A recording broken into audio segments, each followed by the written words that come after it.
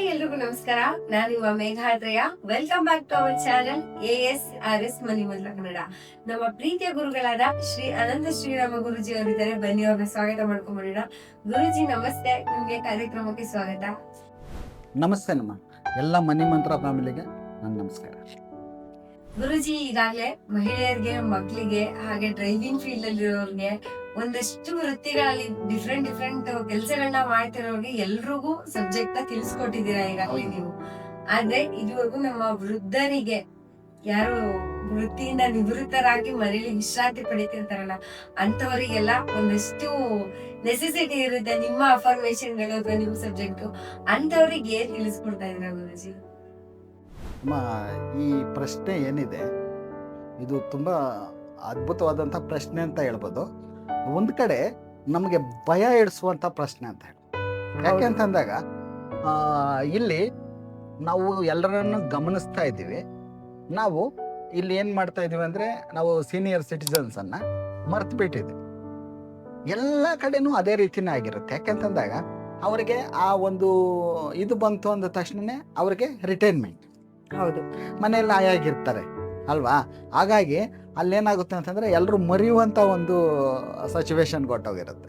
ಇಲ್ಲಿ ನಾವು ಅವ್ರಿಗೆ ನಾವು ಸಬ್ಜೆಕ್ಟನ್ನು ಹೇಳೋದಕ್ಕೆ ನಾವು ನನ್ನ ಅನುಭವದ ಪ್ರಕಾರ ಹೇಳಬೇಕು ಅಂತಂದರೆ, ನಾನು ಅಷ್ಟೊಂದು ದೊಡ್ಡ ಮೇಧಾವಿನೂ ಅಲ್ಲ.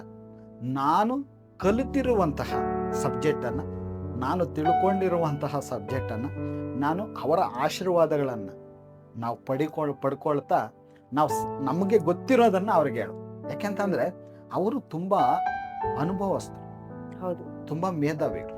ಯಾಕೆಂತಂದರೆ ಅವ್ರ ಜೀವನದಲ್ಲಿ ತುಂಬ ಒಂದು ಎಕ್ಸ್ಪೀರಿಯನ್ಸನ್ನು ಪಡೆದಿರ್ತಾರೆ.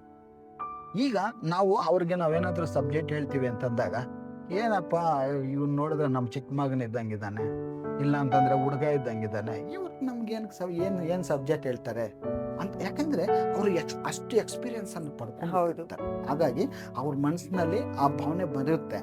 ಇಲ್ಲಿ ನಾವು ಹೇಳೋದೇನಂತಂದರೆ, ಆ ಒಂದು ಸೀನಿಯರ್ ಸಿಟಿಸನ್ಸ್ ಏನಿದ್ದಾರೆ ಅವರ ಆಶೀರ್ವಾದಗಳೆಲ್ಲ ನಮ್ಮ ಮೇಲೆ ಇರಲಿ ಅಂತ ನಮಗೆ ಗೊತ್ತಿರೋ ಸಬ್ಜೆಕ್ಟನ್ನು ನಾವು ಹೇಳ್ಕೊಂಡು. ಯಾಕಂತಂದಾಗ ಅವರಿಗೆ ಬೇರೆ ಸಬ್ಜೆಕ್ಟ್ ಎಲ್ಲ ಗೊತ್ತು, ಆದರೆ ಈ ಸಬ್ಜೆಕ್ಟ್ ಗೊತ್ತಿರುತ್ತೆ. ಎಲ್ರೂ ಎಲ್ಲ ಸಬ್ಜೆಕ್ಟ್ ತಿಳ್ಕೊಬೇಕು ಅಂತ ಏನು ರೂಲ್ಸ್ ಏನಿಲ್ಲ. ಅವರವರ ಸಬ್ಜೆಕ್ಟಲ್ಲಿ ಅವ್ರವ್ರ ಮೇಧಾವಿ.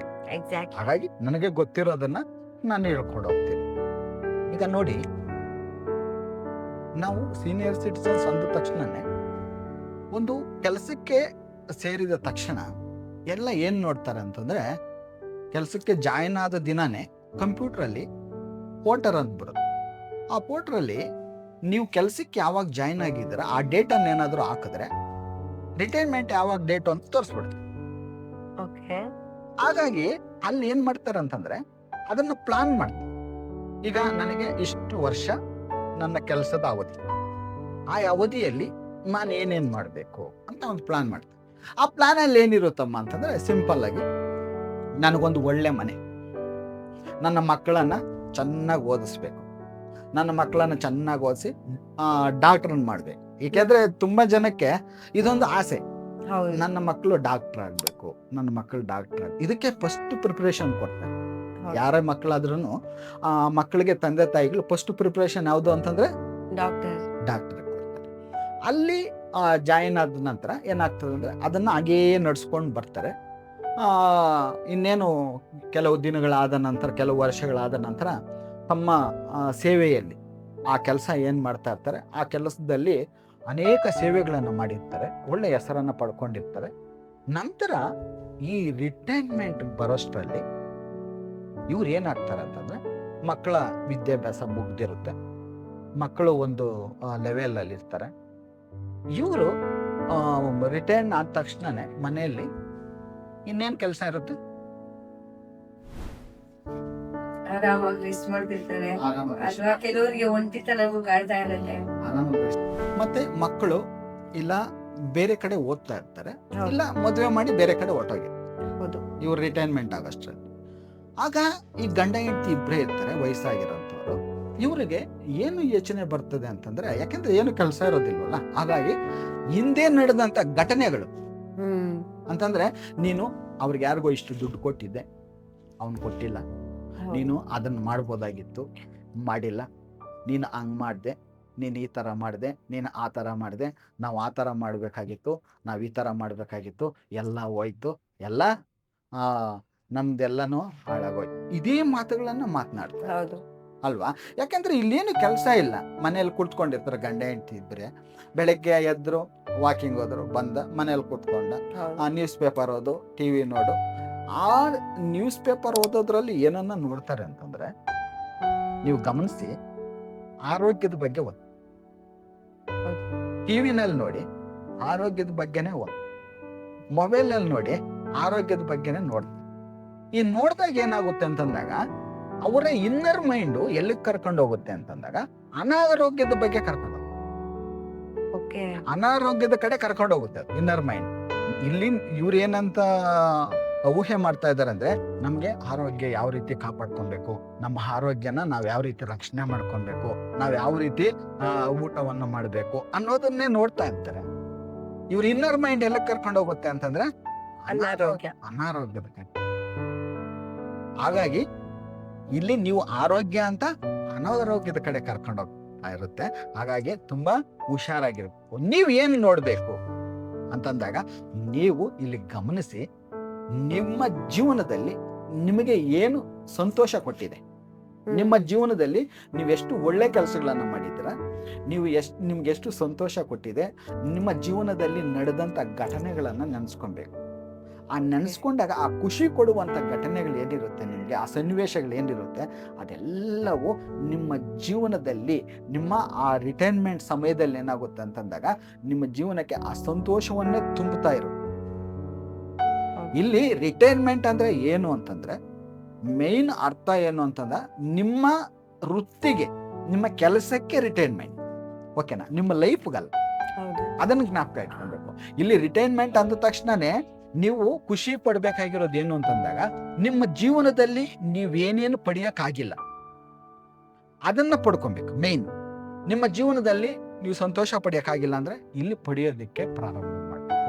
ನಿಮ್ಮ ಜೀವನದಲ್ಲಿ ಏನಾದ್ರೂ ನೀವು ತಿನ್ಬೇಕು ಅನ್ಸಿರುತ್ತೆ, ಒಂದು ಹಣ್ಣು ಆಗಿರ್ಬೋದು, ಅದನ್ನ ತಿನ್ನೋದಕ್ಕೆ ಪ್ರಾರಂಭ ಮಾಡಿ.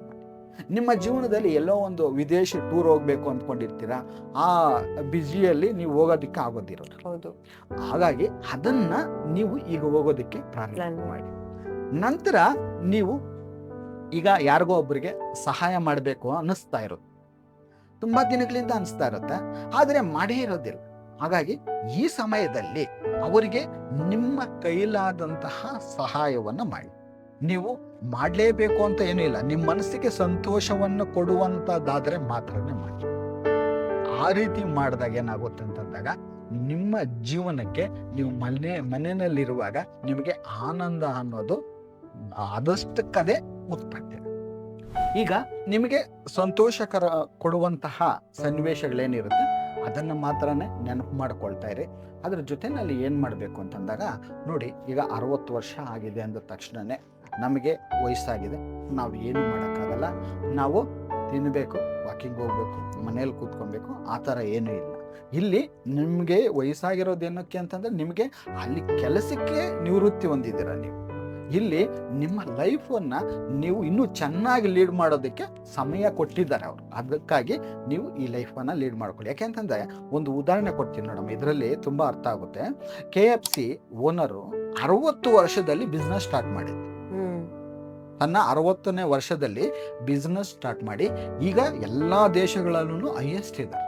ಹಾಗಾಗಿ ಈ ಏಜ್ಗೆ ನಾವು ಇದೇ ಥರ ಇರಬೇಕು, ನಮ್ಮ ಏಜ್ ಮುಗೀತು, ನಾವು ಏನು ಮಾಡೋಕ್ಕಾಗೋದಿಲ್ಲ ಅಂತ ಹೇಳಕ್ ಬರೋದಿಲ್ಲ. ಹಾಗಾಗಿ ನಿಮ್ಗೆ ಏನು ಸಂತೋಷ ಕೊಡುತ್ತೆ ಅದನ್ನು ಮಾಡಿ, ನಿಮ್ಗೆ ಏನು ದುಃಖ ಕೊಡುತ್ತೆ ಅದನ್ನು ಮಾಡೋಕ್ಕೆ ಹೋಗಬೇಡಿ ಫಸ್ಟು. ನಂತರ ಏನಂತಂದಾಗ, ನೀವು ಎಲ್ಲೇ ಹೋಗಿ, ನೀವೆಲ್ಲೇ ಹೋದ್ರೂ ಸಹ ನೀವು ಒಂದು ಮನಸ್ಸಲ್ಲಿ ಇಟ್ಕೊಂಡಿರಿ, ಒಂದು ಜ್ಞಾಪಕದಲ್ಲಿ ಇಟ್ಕೊಂಡಿರಿ. ಏನು ಅಂತಂದಾಗ, ಯಾರೇ ಆಗಿಲ್ಲ, ನೆಗೆಟಿವ್ಸನ್ನು ಯಾರು ಹೇಳ್ತಾರೆ ಅದನ್ನು ಕೇಳೋದಕ್ಕೆ ಹೋಗಿ. ನಿಮ್ಮ ಜೀವನದಲ್ಲಿ ನಿಮ್ಮ ಸಂತೋಷವನ್ನ ಕದಿಯುವಂಥ ಕಳ್ಳರು ಯಾರಾದರೂ ಇದ್ದಾರೆ ಅಂತಂದರೆ ನಿಮಗೆ ಬರುವಂಥ ನೆಗೆಟಿವ್ಸೇ. ಹಾಗಾಗಿ ಆ ನೆಗೆಟಿವ್ಸನ್ನು ಕೇಳೋದಕ್ಕೆ ಹೋಗ್ಬೇಡ್ರಿ. ಪಾಸಿಟಿವ್ ಮಾತ್ರನೇ ಕೇಳಿ. ನಿಮ್ಮ ಜೀವನವನ್ನು ಯಾವ ರೀತಿ ಆನಂದವಾಗಿ ಇಟ್ಕೊಬೇಕು, ನಿಮ್ಮ ಜೀವನವನ್ನು ಯಾವ ರೀತಿ ಸಂತೋಷವಾಗಿ ಇಟ್ಕೊಬೇಕು, ನೀವು ಏನು ಅನುಭವಿಸಿಲ್ಲ ಅದನ್ನೆಲ್ಲ ಅನುಭವಿಸೋದಕ್ಕೆ ಇವಾಗ ಪ್ರಾರಂಭ ಮಾಡಿ. ನೀವೇನು ನೋಡಿಲ್ಲ ಅದನ್ನೆಲ್ಲ ನೋಡೋದಕ್ಕೆ ಇವಾಗ ಪ್ರಾರಂಭ ಮಾಡಿ. ನಿಮ್ಮ ಜೀವನದಲ್ಲಿ ಸಂತೋಷ ಅನ್ನೋದು ಬರಲಿ. ಈಗ ತುಂಬ ಜನಗಳು ನೋಡಿ, ನೀವು 80, 90, 105 ವರ್ಷ ಬದುಕಿ ಇವತ್ತು ಮೊಬೈಲಲ್ಲಿ ವಿಡಿಯೋ ಬರ್ತಾ ಇದೆ ಅವರು ಸ್ವಾಮೀಜಿ. ಅಂಥವರ ಜೀವನ ಚರಿತ್ರೆಗಳನ್ನು ಓದಿ. ನಿಮಗೆ ಆರೋಗ್ಯ ಅನ್ನೋದು ಅದಷ್ಟು ಕದೆ ಬರುತ್ತೆ. ಅದನ್ನು ಬಿಟ್ಟು ನೀವು ಅನಾರೋಗ್ಯದ ಭಯದಿಂದ ಆರೋಗ್ಯದ ಬಗ್ಗೆ ಓದ್ತಾ ಇದ್ದೀರಾ. ಇಲ್ಲಿ ಅನಾರೋಗ್ಯ ಏನಾಗುತ್ತೆ, ನಿಮ್ಮ ಮೈಂಡಲ್ಲಿ ಸೇರಿಕೊಳ್ಳುತ್ತೆ. ಈಗ ನೋಡಿ, ಒಂದು ಸಣ್ಣ ಏನಾದರೂ ಕಾಯಿಲೆ ಬಂದ ತಕ್ಷಣನೇ ದೊಡ್ಡ ಹಾಸ್ಪಿಟ್ಲಿಗೆ ಹೋಗ್ತಾರೆ. ಅಲ್ಲಿ ತುಂಬ ಟೆನ್ಷನನ್ನು ತೊಗೊತಾರೆ, ನಾನಾ ಟೆಸ್ಟ್ಗಳನ್ನು ಮಾಡಿಸ್ತಾರೆ. ಆಮೇಲೆ ಏನಾಗುತ್ತೆ ಅಂತಂದಾಗ ಅದು ಲಾಸ್ಟಿಗೆ ಆಪ್ರೇಷನ್ ತನಕ ಹೊರಟೋಗುತ್ತೆ. ಯಾಕೆಂತಂದ್ರೆ ಅಲ್ಲಿ ಭಯ ಅನ್ನೋದು ತುಂಬ್ಕೊಂಡ್ಬಿಡುತ್ತೆ. ನಿಮ್ಮಲ್ಲಿ ಧೈರ್ಯ ಅನ್ನೋದು ತುಂಬ್ಕೊಂಡಾಗ ಏನಾಗುತ್ತೆ ಅಂತ, ಇದೇನು ಮಾಡುತ್ತೆ ಬಿಡೋ, ಇದು ಯಾವುದೋ ಸಣ್ಣ ಕಾಯಿಲೆ ನನಗೇನು ಮಾಡುತ್ತೆ ಅನ್ನೋಂಥ ಧೈರ್ಯವನ್ನು ನೀವು ಯಾವಾಗ ತಗೊಂತೀರೋ, ಅದು ದೊಡ್ಡ ಕಾಯಿಲೆ ಆದ್ರೂ ಸಹ ನಿಮ್ಮ ಹತ್ರ ಬರೋದಿಲ್ಲ. ನೀವು ಒಂದು ಉದಾಹರಣೆ ನೋಡಮ್ಮ ಹೇಳ್ತೀನಿ. ಈಗ ಯಾರಿಗೋ ಒಬ್ಬರಿಗೆ ಹಾರ್ಟ್ ಅಟ್ಯಾಕ್ ಆಗಿರುತ್ತೆ, ಅದನ್ನ ಇವ್ರು ಜ್ಞಾಪಕ ಮಾಡ್ಕೊತಾ ಇರ್ತಾರೆ, ಅದನ್ನೆಲ್ಲ ಕೇಳ್ತಾ ಇರ್ತಾರೆ. ಹೇಗಾಯ್ತು, ಡಾಕ್ಟರ್ ಏನ್ ಹೇಳಿದ್ರು, ಯಾವ ತರ ಬಂತು, ಏನಾಗುತ್ತಂತೆ, ಇವೆಲ್ಲ ಕೇಳ್ತಾರೆ. ಆ ಥರ ಅದನ್ನೆಲ್ಲ ಕೇಳೋದಕ್ಕೆ ಹೋಗ್ಬೇಡಿ.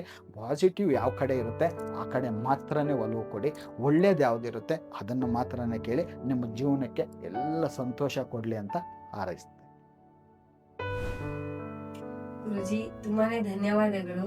ಮತ್ತೆ ನಿಮ್ಗೆ, ಯಾಕಂದ್ರೆ ತುಂಬಾ ನೆಗೆಟಿವ್ ಥಾಟ್ಸ್ ಇಂದ ಆಗುವಂತ ಪ್ರಭಾವಗಳು, ಎಸ್ಪೆಷಲಿ ವಯಸ್ಸಾದ್ಮೇಲೆ ನೀವೇ ಹೇಳ್ದಾಗೆ ಯಾವುದೇ ಕೆಲಸ ಇಲ್ದಲೆ ಮನೇಲಿ ಆರಾಮಾಗಿ ರೆಸ್ಟ್ ಮಾಡ್ಕೊಂಡಿರಕ್ಕೆ ಅಂತ ಮಕ್ಳು ಕೂಡ ಬಯಸ್ತಾರೆ. ಆದ್ರೆ ಅವ್ರ ಬ್ರೈನ್ ಸುಮ್ನೆ ಇರಲ್ಲ, ನಾನಾ ತರ ಯೋಚನೆ ಮಾಡ್ತಾರೆ, ಆಗೋಗಿರೋದೆಲ್ಲ ಯೋಚನೆ ಮಾಡ್ತಾರೆ ತುಂಬಾ ಜನ. ಅಂದ್ರೆ ಅವ್ರಿಗೆ ಆ ಥಾಟ್ಸ್ ನ ಕಂಟ್ರೋಲ್ ಮಾಡ್ಕೊಳ್ಳೋ ಪವರ್ ಕೂಡ ಕೆಲವೊಂದ್ಸತಿ ಇಲ್ದೇ ಇರೋ ತರ ಆಗುತ್ತೆ. ಹಾಗಾಗಿ ಹಳೆ ವಿಷಯಗಳೆಲ್ಲ ನೆನಪಿಸ್ಕೊಂಡು ತುಂಬಾನೇ ನೆಗೆಟಿವ್ ಆಗಿ ತಮ್ಮ ಬ್ರೈನ್ ನ, ತಮ್ಮ ವಿಜುವಲೈಸೇಷನ್ ಬಿಲ್ಡ್ ಮಾಡ್ಕೊಳ್ಳೋ ಚಾನ್ಸಸ್ ಇರುತ್ತೆ. ಅದರಿಂದ ಕೂಡ ಇಳಿ ವಯಸ್ಸಲ್ಲಿ ಆರೋಗ್ಯದ ಸಮಸ್ಯೆಗಳು ಜಾಸ್ತಿ ಆಗುತ್ತೆ. ಸೊ ನಿಮ್ಮ ಥಾಟ್ ಕಂಟ್ರೋಲ್ ನಿಮ್ ಕೈಲಿದೆ ಅಂತ ಹೇಳ್ತಾ, ಅಂಡ್ ವಯಸ್ಸಾದವ್ರಿಗೆ ಬುದ್ಧಿ ಹೇಳೋಷ್ಟು ದೊಡ್ಡವ್ರು ನಾವು ಕೂಡ ಅಲ್ಲ. ನಿಮ್ಮ ಲೈಫ್ ನ ಎಕ್ಸ್ಪೀರಿಯನ್ಸ್ ನಮಗಿರಲ್ಲ, ಆದ್ರೆ ಆಲೋಚನೆಗಳು ಪಾಸಿಟಿವ್ ಆಗಿರ್ಲಿ ಅಂತ ಬಯಸ್ತೀವಿ. ನಿಮ್ಮ ಆರೋಗ್ಯ ನಿಮ್ ಕೈಯಲ್ಲೇ ಇದೆ. ಧನ್ಯವಾದಗಳು. ಮತ್ತೆ ಮುಂದಿನ ವಿಡಿಯೋದಲ್ಲಿ ಸಿಗೋಣ. ನಮಸ್ಕಾರ ಗುರುಜಿ, ನಿಮ್ಗೂ ಕೂಡ ನಮಸ್ಕಾರ. ನಮಸ್ತೆ ಅಮ್ಮ. ನಮ್ಮ ಕ್ಲಾಸಲ್ಲೂ ಸಹ ಇಂಜಿನಿಯರ್ಸ್ ಬರ್ತಾರೆ, ಡಾಕ್ಟರ್ಸ್ ಬರ್ತಾರೆ, ದೊಡ್ಡ ದೊಡ್ಡ ಲಾಯರ್ಸ್ ಬರ್ತಾರೆ.